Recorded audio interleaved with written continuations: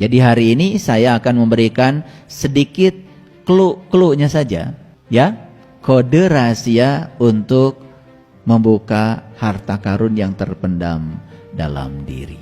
Jadi harta karun yang paling besar, harta karun yang paling berharga, tidak ada kaitannya dengan uang, dengan emas, dengan berlian. Tidak ada.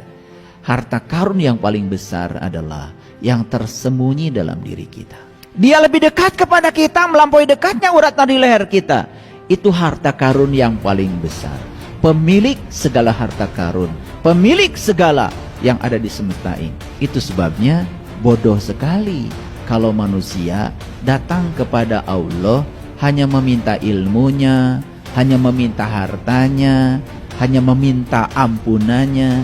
Kenapa sih datang ke Allah tidak minta Allahnya saja?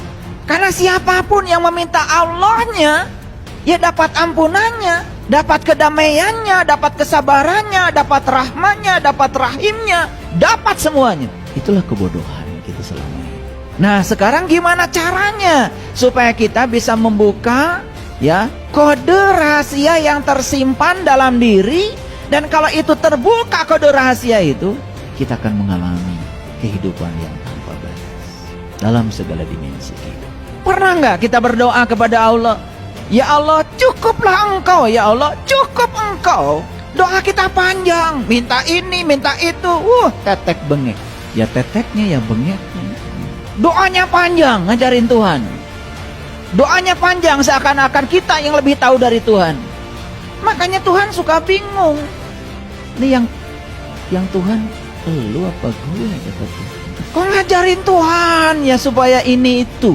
Makanya lihat ya, perjalanan semua orang-orang spiritual, di puncak kesadarannya cuman satu doanya, hasbi Allah. Tetapi bermutu, ya.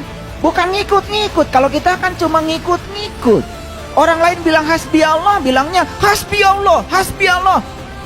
Ntar dulu, lu udah kenal gak sama Allah? Bagaimana kamu bisa merasa cukup dengan Allah? Bagaimana kata-katamu itu berarti dan berharga? Bagaimana ada bobot dalam kata-katamu itu?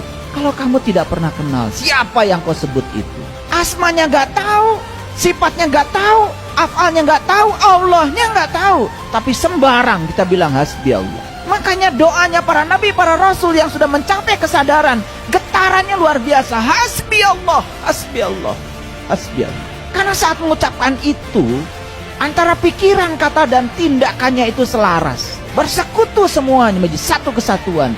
Jujur, kita pikirannya kemana, kata-katanya kemana, tindakannya juga kemana. Gak jujur, gak selaras. Makanya tidak powerful, gak ada damai.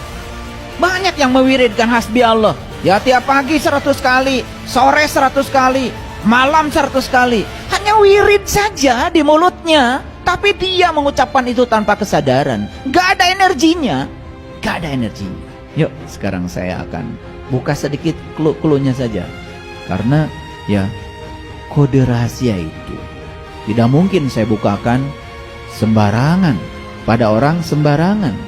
Makanya Allah saja mengatakan, watil kal amsalu nadribuha linnas wa ma yaqiluha illal alimun. Perumpamaan ini aku buat untuk manusia, dan tidak ada yang memahaminya kecuali orang yang berilmu. Nah, kita bahas dulu siapa orang yang berilmu.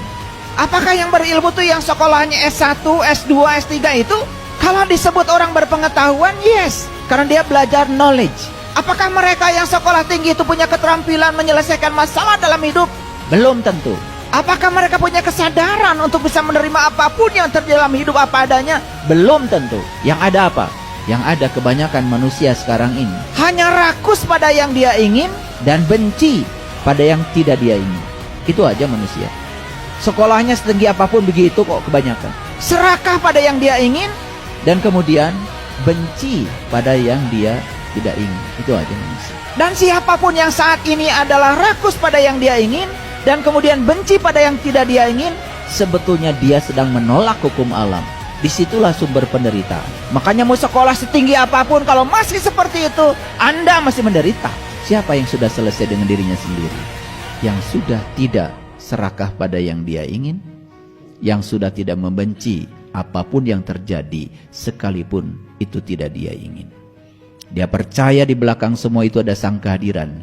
Dia percaya di belakang itu ada sang keberadaan. Dia percaya di balik semua yang terjadi, diinginkan atau tidak diinginkan, ada pesan semesta yang sedang disampaikan kepadanya. Dia tangkap pesannya. Itulah orang bijaksana. Jadi siapa yang berilmu itu? Mari kita runut ke belakang, ya. Kita runut ke belakang. Apa sih ilmu yang diajarkan Allah pada Nabi Muhammad?